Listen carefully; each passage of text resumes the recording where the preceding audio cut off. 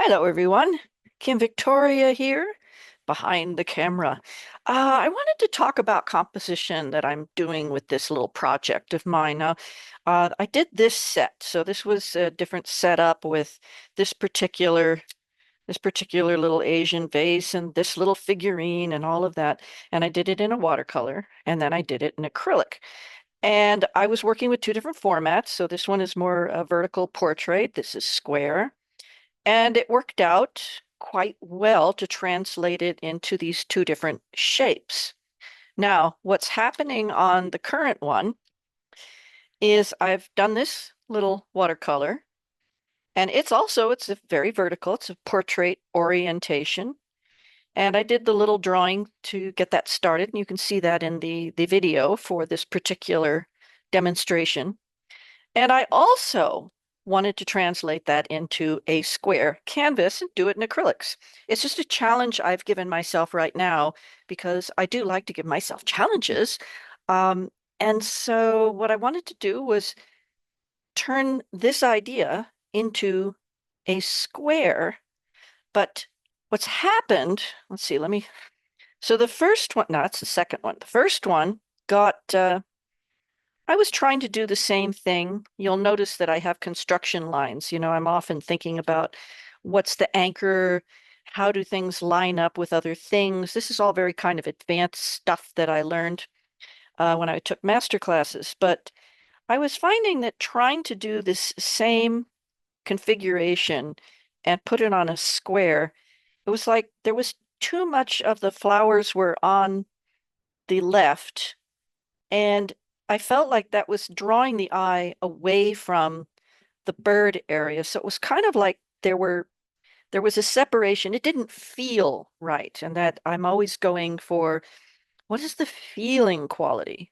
So let's set this one aside and let's set this one aside. And I'll bring it back when I do the acrylic, but let's set that aside for now. So what I tried here, this is just my paper sketch.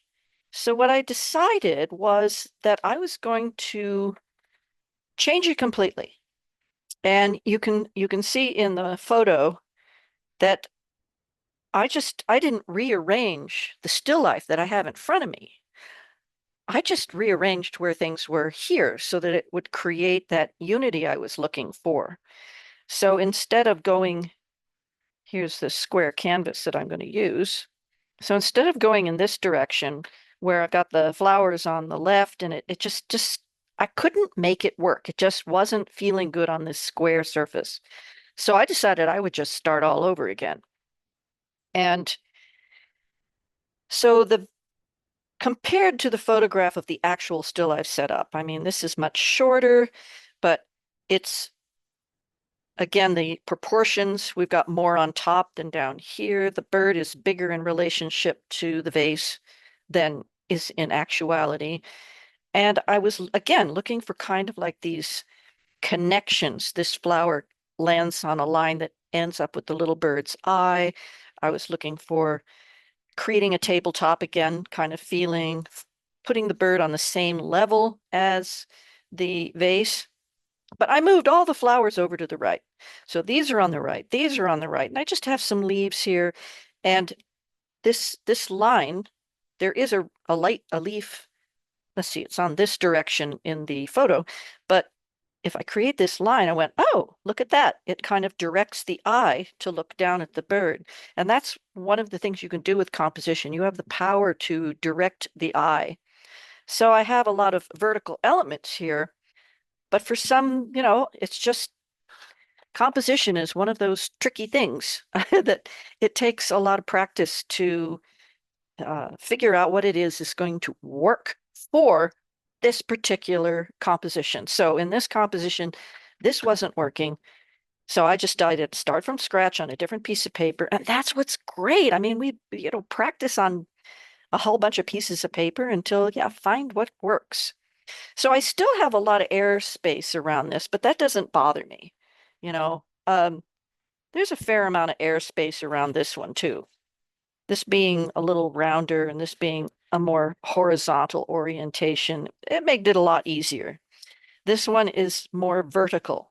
But when I go to paint some things in the background, there'll be some hidden lines that will kind of bring the eye around and looking at all these things. So I'm going to do the acrylic now. So I can let go of that one.